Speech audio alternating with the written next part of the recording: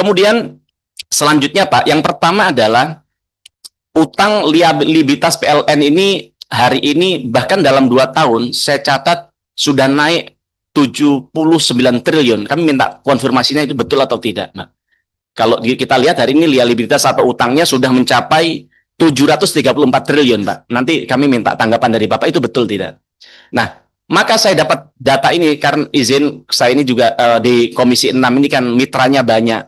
Sehingga kami coba materi ini kami juga dapatkan dari beberapa staf ahli kami untuk bagian mendapatkan data-data yang komprehensif, tapi tentu kami komprehensifkan ke jenengan karena paparan jenengan tadi disampaikan seperti tidak ada keluhan soal keuangan, bahkan memenuhi target RKAP begitu. Tapi kok satu sisi anomali dengan data yang kami temukan yaitu liabilitasnya atau utangnya sudah 734 triliun. Maka kemudian ketika saya perjalanan ke sini jadi kekhawatiran buat kami, Pak. Nah, dengan utang segitu, bagaimana cara PLN memanajemen keuangannya? Kami tidak mau kemudian rakyat kami dibebani dengan hutang yang segitu besar, kemudian harus menaikkan tarif PLN, Pak. Nah, maka siasat strategi untuk bagaimana menurunkan liabilitas ini seperti apa begitu? Karena beban hutang ini tentu tidak mudah begitu, tidak murah juga begitu, Pak. Nah, kemudian juga skema take or pay, Pak.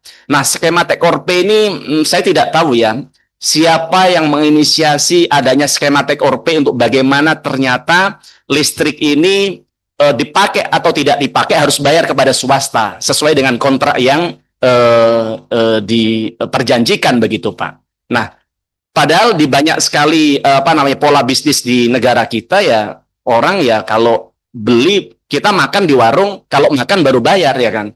Jadi maksud kami adalah ya kenapa kok harus take or pay, harus dipakai tidak pakai harus bayar. Padahal sisi lain negara kita sedang punya beban hutang yang sangat besar, PLN punya utang yang sangat besar di soal PLN ini begitu, Pak. Nah, saya coba benchmark ke satu negara tetangga kita, Pakistan. Hari ini karena beban hutangnya begitu besar, negara itu mencoba keluar dari sistem take or pay, Pak. Dengan mencoba untuk bagaimana ya membayar hanya yang membayar hanya yang dipakai begitu. Termasuk juga Vietnam sekarang juga nyoba itu, Pak. Kenapa kita tidak begitu? Nah, sebenarnya IPP ini punya siapa sih? Kok enak ya swasta ini menyewakan menjual listriknya ke PLN dan dijamin dibayar 100% oleh PLN begitu. Nah, maka harapan kami pengen ini bisa dievaluasi agar kemudian tidak menjadi beban yang keberlanjutan bagi PLN. Nah, terus kemudian satu pertanyaan buat kami dan masyarakat kami yang awam. PLN ini kan juga pernah dulu di awal kepemimpinan jenengan di tempat ini saya tanya ya kan. PLN ini sudah difasilitasi negara, juga sudah memonopoli perusahaan listrik di negara kita. Tapi kenapa kok rakyat juga nggak gratis juga, mereka harus bayar juga. Kalau nggak bayar Bapak dicabut. Saya nggak tahu Pak Darmawan pernah nggak ngerasain rumahnya listriknya dicabut? Nggak tahu mungkin ya. Kalau rakyat kami dia tidak bayar berapa bulan dicabut, Pak. Negosiasi nggak bisa, harus dicabut begitu. Jadi artinya rakyat kami tidak gratis juga. Ini rakyat kami harus bayar, negara memfasilitasi, memonopoli juga. Tapi kenapa kita rugi terus-menerus gitu? Nah, ini yang menjadi pertanyaan yang harapan kami perlu ada jawaban dari Pak Dirut agar ke depan Bapak ketika selesai dari PLN ini tidak menjadi beban moral bagi Bapak begitu. Nah, kemudian soal masalah SPKLU. Bagaimana kemudian banyak sekali orang yang mengisi di SPKLU itu tiba-tiba tarifnya melonjak, Pak. Itu tahu ya jenengan yang satu yang viral itu ya. Itu dari 400.000 tiba-tiba 3 juta begitu, Pak. Wah, itu kenapa itu bisa terjadi? Nah, harapan kami ini bisa segera ditangani agar kemudian rakyat kami bisa mengisi di SPKLU dengan tenang, Pak. Nah, kemudian soal tadi RUPTL, Pak. Soal RUPTL ini tadi kebetulan pagi kami rapat dengan Inalum. Nah, Inalum ini sedang membuat smelter baru di Marawa dan juga di Kuala Tanjung yang total kebutuhan listriknya adalah 1.300 megawatt. Ini tentu kebutuhan yang tidak sedikit, Pak. Ini bisa menghidupi kalau rakyat bisa puluhan ribu rumah yang bisa teraliri listrik dengan listrik ini begitu. Tapi yang membuat kami sedih adalah kenapa ternyata itu tidak masuk dalam RUPTL 2025-2034. Lalu saya tanya di Rut Inalum ya kan, Ibu, kapan bikin rencana membuat smelter ini? Apa dalam semalam ini? Tidak. Ternyata sudah 5 tahun dia punya rencana mau bikin smelter. Lalu kenapa kemudian PLN sudah tahu Inalum mau buat hilirisasi di perusahaannya, kenapa tidak masuk di RUPTL? Bapak tadi sampaikan bahwa Presiden, Bapak udah tahu loh pernyataan Presiden kita harus daulat energi, kita harus daulat dari banyak hal begitu. Artinya apa? Hilirisasi adalah sebuah keniscayaan. Bagaimana kita bisa berdaulat energi, bagaimana kita bisa berdaulat di ekonomi kalau kita tidak punya hilirisasi di industri kita begitu. Tapi kenyataannya tidak ada dukungan dari PLN untuk bagaimana mendorong industri kita untuk tumbuh.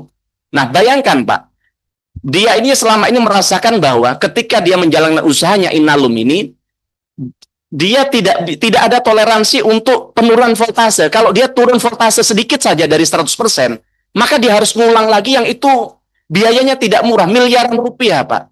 Sehingga kemudian ketika tidak efisien, dia tidak bisa bersaing seperti Bapak tahu Krakatau Steel, bagaimana hari ini importasi produk dari China, kalau dulu hanya bahan baku, sekarang sudah dalam bentuk konstruksi, Pak. Jadi rakyat kita sekarang pembangunan di dalam negeri hanya jadi penonton. Di dalam negeri mereka hanya tinggal dirangkai kayak Lego begitu saja, Pak. Nah, ini jangan sampai kemudian terjadi di Inalum yang hari ini masih berdaya. Nah, dan jangan sampai itu terjadi karena keteledoran PLN tidak mampu untuk bagaimana menghadirkan energi yang yang cukup bagi mereka. Dan juga yang kedua, tadi sempat kami tanyakan juga, jangan sampai kemudian karena mengikuti instruksi Presiden, kemudian menomorduakan rakyat.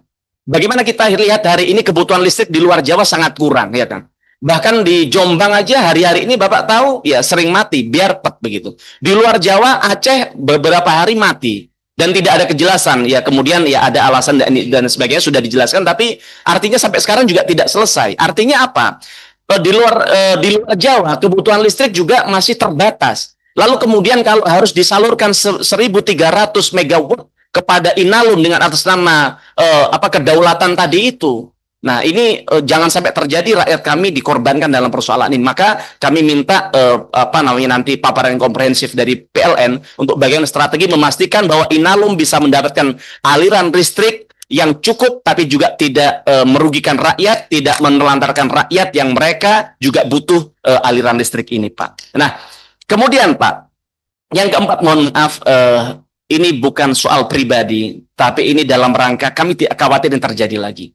Bagaimana di bulan Desember yang lalu, kami banyak buka di media, ada perjalanan dinas, saya tidak perlu sebutkan salah satu direksi di PLN, di tengah situasi bulan Desember adalah bulan bagaimana PLN harus dipastikan dituntut negara, dituntut rakyat untuk menjaga keandalannya.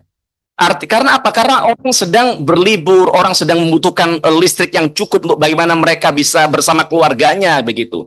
Tapi kemudian orang yang paling bertanggung jawab di PLN ini pelistirian ke Australia bersama keluarganya dan menggunakan perjalanan fiktif begitu. Nah, saya minta itu sampai hari ini kami belum mendapatkan konfirmasi dan klarifikasinya. Itu betul tidak? Kalau tidak, tuntut itu medianya, Pak. Karena apa? Mencederai perasaan rakyat. Kami ini bayar listrik kepada negara, kepada PLN tidak murah mereka bayar. Walaupun sudah disubsidi negara. Yang katanya disubsidi negara, saya tidak tahu duit subsidi kemana kan begitu. Nyatanya rakyat kami bayar listrik juga tidak mudah. Lalu kemudian ternyata sebagian uang yang dia bayarkan bukan untuk memastikan keandalan listrik, tapi buat pelesiran, ya kan. Nah, kenapa saya sampaikan sekarang? Ini mau bulan Desember, Pak. Pastikan bahwa jajaran direksi Bapak haramkan pelesiran ke luar negeri, apalagi pakai fasilitas dari PLN, Pak. Begitu. Nah, kemudian selanjutnya adalah soal PLTSA yang sedang diinisiasi oleh Danantara dan PLN yang membutuhkan dana kurang lebih 91 triliun, Pak. Nah, kemudian dari 91 triliun yang kemudian ternyata biayanya setelah dihitung-hitung harga listrik dari situ adalah 20 sen per kWh. Artinya lebih mahal 4-5 kali lipat daripada pembangkit listrik normal. Nah, yang pengen saya tanyakan, PLTSA ini kemudian nanti ini sebenarnya untuk swasta apa untuk rakyat, Pak?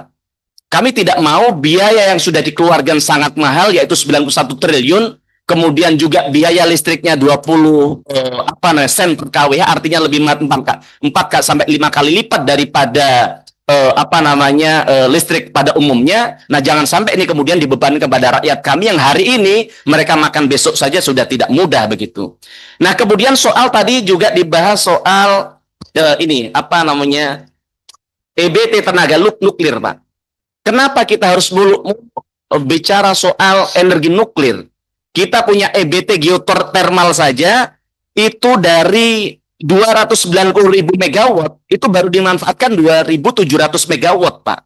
Nah, kenapa kemudian kita harus masuk ke energi nuklir padahal yang energi yang sudah ada saja hari ini itu sisa banyak. Kenapa tidak dimanfaatkan dari situ saja?